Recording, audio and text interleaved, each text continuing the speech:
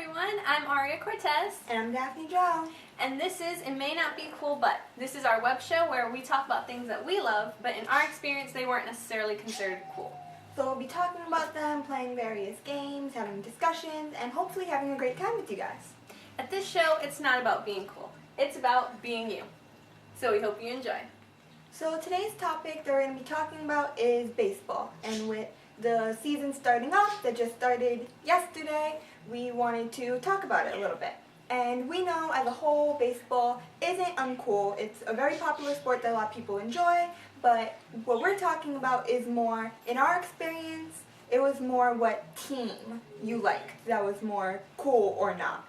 Because we're from New York, so we have two teams, and of course there are other cities and states that have multiple teams, like Chicago with the Cubs and the White Sox. And then like the Astros and the Rangers. Or like Miami Marlins and Tampa Bay Rays. And there's a whole bunch of other teams that have multiple states. Like California has like 3 or 4 baseball teams. So we're from the Bronx, and in the Bronx the team is the Yankees. But as you can see, we're Mets fans. So sometimes that was pretty uncool in our experience. Sometimes. I mean, I can remember one friend that I had in middle school, and we were pretty chill friends, whatever, but when it came to talking about baseball, we would get into literal arguments about who was better, because he was a huge Yankee fan, and obviously huge Mets fan, and it got to the point where he wrote in my yearbook, yes, let's go Yankees, and I wrote in his yearbook, let's go Mets. That's the kind of friends we were. That's what baseball does to friends. I had a teacher who was a big Mets fan, and he would give you, if you went to school on a test day with a Mets hat on, he would give you an extra 5 points. Like, literally not even joking. That is so cool. I wish I had that teacher. And it was funny because the people who were Yankees fans were like, that's favoritism because there's only like 2 people who like the Mets in here who have any Mets memorabilia. And he's like, well, maybe you should get some. Just for the test. You don't even have to be a fan. Just get it for the test. Mm-hmm.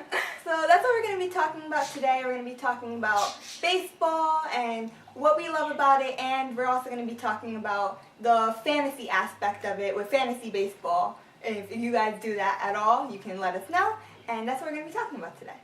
So we were kind of born into being Mets fans. Our dad is a huge Mets fan. Our whole family is basically, there's only one uncle who's a Yankee fan, but the rest of our family is all Mets fans. We're like 3rd generation Mets fans. Yeah, basically. So we've been to our fair share of baseball games, and to me, that's one of my favorite things about being a fan is being able to go to the ballpark and, be around other fans. And just immerse yourself. See the game. Yeah, and so we wanted to talk about some of our favorite experiences of going to Mets games, and also some of our favorite things about just the ballpark in general. And so, I mean, you've went to 2 Yankees games before. Yeah, those were both for school because, like I said, we're in the Bronx, so our school brought us to Yankee Stadium for a couple of field trips. But so you have the experience of being at multiple ballparks. Yeah. As well. Yeah. Sure.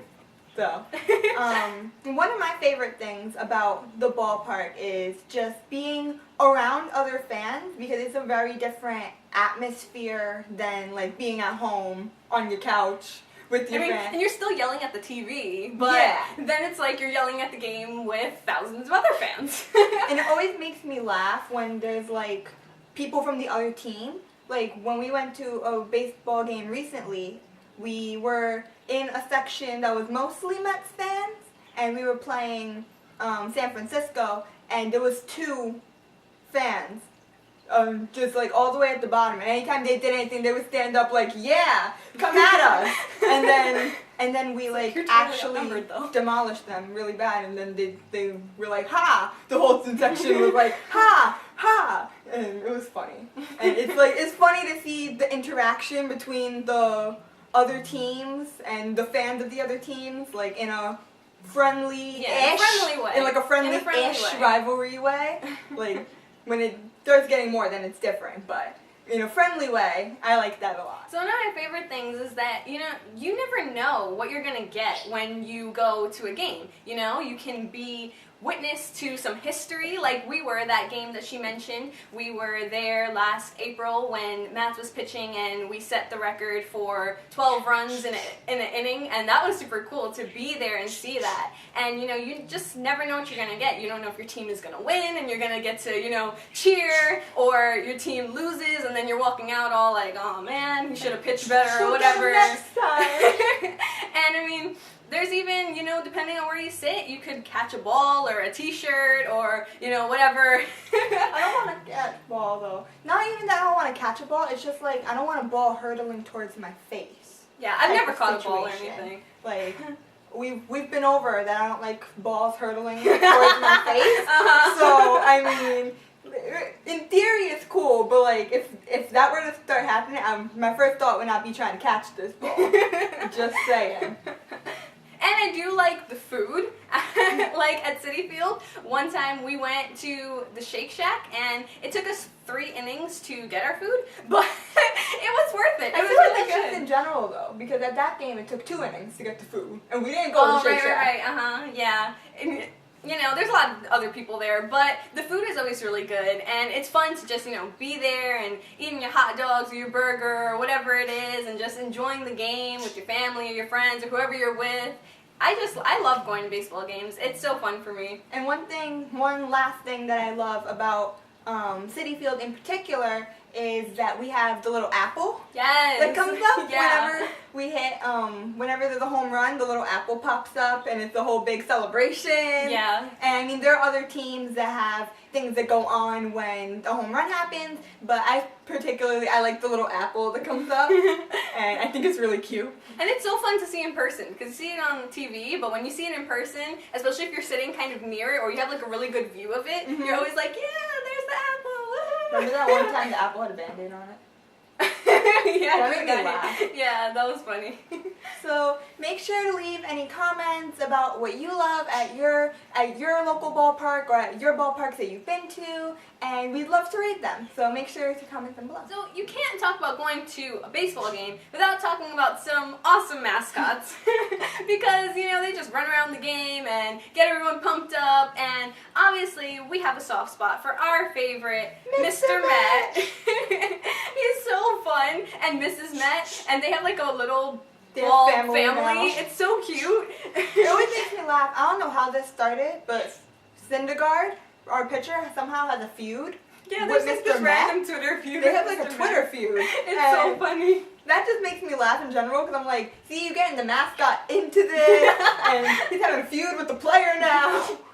But I mean, there are also some that we see on TV of some other teams that are super cool, like the Philly Fanatic, that's just like crazy everywhere. I think everyone kind of loves the Philly Fanatic, even if you're not a Phillies fan. Even if you don't know exactly what it is. Right, I mean, like, what even is it? Apparently that's a fanatic. Exactly. And one of the things that I like too is the little races that they have with these mascots. But there really are so many mascots. Like we have a list here of various mascots. Yeah, there's a list of various mascots that they have. Like, and it tells you like these cool facts. Like apparently, I mean, sorry for any Washington fans that know this, but apparently the Nationals mascot's name is Screech. I never knew this. That's like Saved by the Bell. Apparently.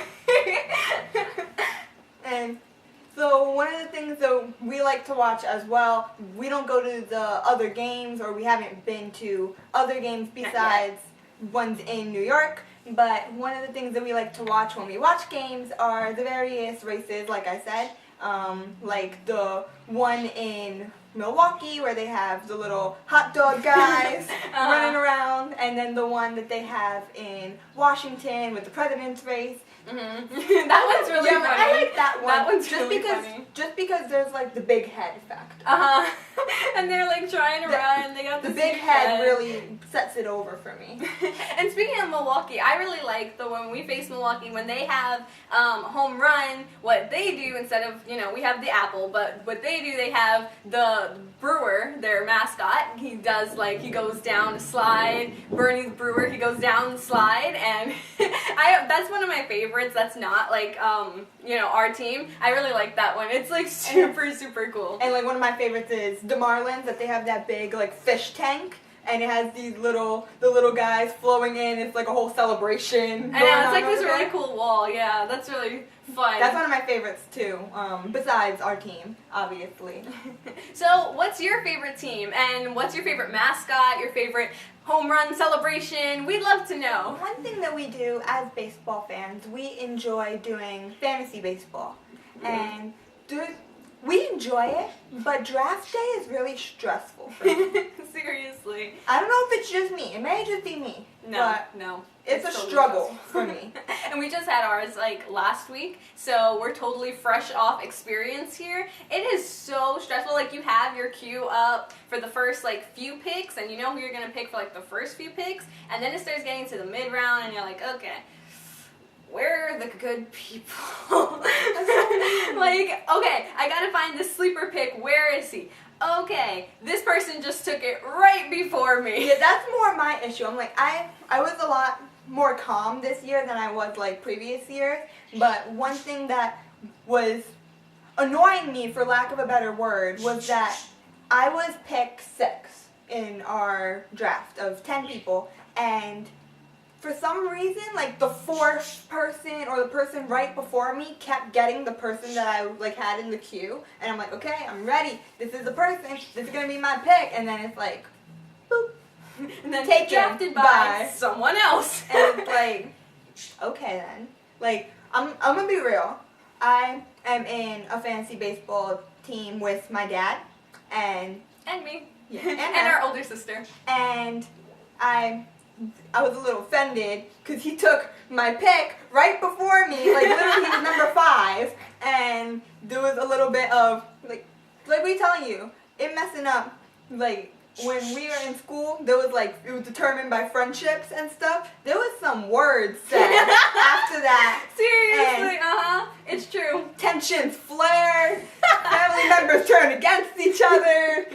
All bets are off when it comes to the fantasy baseball. And like, I had the same thing. I was ready to pick Cespedes, and I was ready to have him on my team. I was excited to have him on my team. I'm like, oh, he's doing so well in the spring. He did so well last season. He's gonna be on my team, and I'm really excited about it. So I have him in the queue. I'm ready. And the person right before me, who luckily wasn't a family member, so at least I didn't have to be angry at a family member. At least you couldn't scream at them. Yeah, but they took him literally right before I was going to, and I was so angry. I'm still angry about that. And that was last week. So angry. Yes, because I was hyping it up the whole spring, and then this is just what happened. She was talking about the entire lead up to it, and she was all ready, and she was telling us before, like, I'm about to take Cespedes, I'm so excited, and then this is what happens. Another thing that we have in our house, for the sake of some helping each other out just a tiny bit, is that we have... Because it can't be all crazy. Not at the beginning. We need to keep some sort of camaraderie here. So we have that we each get one person that we claim for ourselves. So basically, if we have our say, this is the one person we'd want on our team, granted that no one else takes it from us. So we do have that little rule, and then everything else, all bets are off. There's no reserving a second person or reserving a third person. You get your one person, and that's it. Mm-hmm. No more help. No more, oh, I won't take them because you want them. Nope. Because then stuff like that happens where you don't get your pitcher or you don't get Cespedes, and that's too bad that you can't, it's not like a whole league-wide thing, because we're 4 of the 10 people, but then the other 6 have no clue about this, and then they take Cespedes right before you. I'm still bitter about this. I'm going to keep talking about it the whole season. I'm going to be talking about this. Every time he gets a home run. Yeah, like, we're a Mets fan. Should have been me every time. That could have been my points. But I mean, this is supposed to be cool, by the way. But I mean, we did get some pretty good picks, and we wanted to kind of go over our key players for our team and let you guys have a little insight to who we got on our draft teams. So, who's some of your cool people? And like, one thing that we did before we do that is that this year we're doing a different format. We're doing a slightly different format of fantasy baseball. For most of our games beforehand, we had been doing a head-to-head format. And this year we're doing a 5x5 rotisserie format. So I'm really excited to see how that works. But one thing about it is that it was a lot more players that we had to get than beforehand. And so, I mean, we'll see how that works out. So, who are some of your key people? Okay. So my strategy when I was doing the fantasy baseball draft this year was that I wanted to go for pitchers first. So I got so I did some pitchers that I liked a little more. So I was happy that I got Syndergaard because, you know, just some Mets pride, and he's one of our best right now, and I'm super excited for him to get me a lot of points this year. And I also got Strasburg. I'm going to be honest, I don't remember getting Strasburg. The draft was a blur. I did this last week, and I honestly do not remember getting Strasburg. I'm looking at it right now, and I'm like, really? I did that? Go me. Right, that's a good pick. That's a good pick to not remember. So, I mean, that's good for me. And this year, I actually was able to get Arrieta from the Cubs, and I was super excited about that because I've never actually gotten to have him before on my team. We've done this a couple of years, and I'm like at the end or whatever, so I don't get, you know, an ace like that. But, so he's my ace this year, and I'm really excited because I think he's going to get me a lot of points this year. Who are some of your hitters? Okay, so some people that I was really happy that I was able to get this year was I got Schwarber from the Cubs. And I got Story from the Rockies, which I remember those two picks, so that's always good. And I'm really excited for what they're doing because they've been doing great and they're very good players, so I'm hoping they're going to get me a lot of points this year. And I'm hoping they do well, not as well as the Mets, but, you know, just good enough. Good enough to get me some points. What about you? So for me, a couple hitters that I was excited about, I got McCutchen from Pittsburgh, and I had him last year, so I know how many points he can get, except this is a different league, so we'll see how that translates, but I think, you know, that's definitely a solid pick. And I also got Donaldson from Toronto, and I think I had him I definitely had him 1 year. I'm not sure if it was last year. Yeah, I tend to get him a lot. He's usually like my first pick or whatever, so I'm excited about having him on my team again. And my standby catcher, I got Lucroy. Now he's with Texas. He used to be in Milwaukee, and I always have him on my team, like since I think this is like our 5th year doing fantasy, and I've always had him as my catcher, or at least one of my catchers, because like everyone goes for Posey, so you know, he's like whoever's the first pick gets Posey or whatever, but I tend to go for Lucroy because he's just as solid, just as good, and he's available by the time it gets to me, because I'm never like the first 3 picks or whatever, I'm always towards the end. So by the time it gets to me, he's still there, and he's definitely a good bet. He's always been good for my team, so I'm pretty excited about that. Yeah, those are my good picks there. So make sure to comment with us and let us know who you've got, and if you get stressed out during draft days. I found that eating pizza helped me during this draft. So pizza helps everything. That's my little tip. Eat some pizza if you haven't had your draft yet. Yep. Thank you for watching. We hope you enjoyed this show. If you did, make sure to give it a big thumbs up, and also make sure to comment below who your favorite team is, if you have a fantasy baseball team, who some of your key players are. We'd love to hear it, see it, and have a discussion about it. Also make sure to subscribe to our channel because we have new videos on Mondays. Next Monday we actually won't be having a video, so we'll be back in 2 weeks, but make sure to subscribe anyway because when we come back you'll be the first to know, especially if you hit that little notification bell, because then you'll definitely be the first to know. We're also on Facebook, Instagram, Twitter, and Snapchat, and so those links will be after this. We'll have a little separate screen where you can see all of our links, and you can, you know, send us comments there. We'd love to see it, and for you to follow us on all those sites as well. I also have my own separate links because I am a musician, I am a rock singer, and I have a song out right now. And you can go, while you're on YouTube already, you can go to my YouTube and check out my most recent video, which is my official music video for my song Magnifying Glass. And you can also follow me on Facebook, Twitter, and Instagram. They're all going to be on the next screen, and I'm really excited for you guys to see that, and you can follow me there and learn more about me, and if you would support me and my music, that would be greatly appreciated.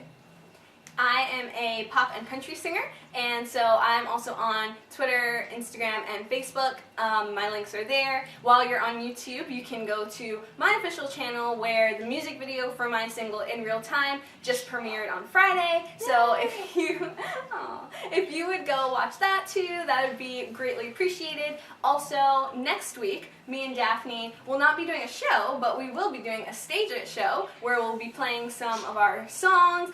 We'll be playing music for spring break kickoff concerts, and so if you want to support that, the links, I tweet them, we post about it all the time. It's in the link in my bio, so you can go to my social media sites and you can find them all there. And that is April 8th. Yeah, all your support would be greatly appreciated. So at the end of every video, we like to have a quote where to just end everything on a good note, so that will be right there as well. So thank you guys for watching, and until next time, bye.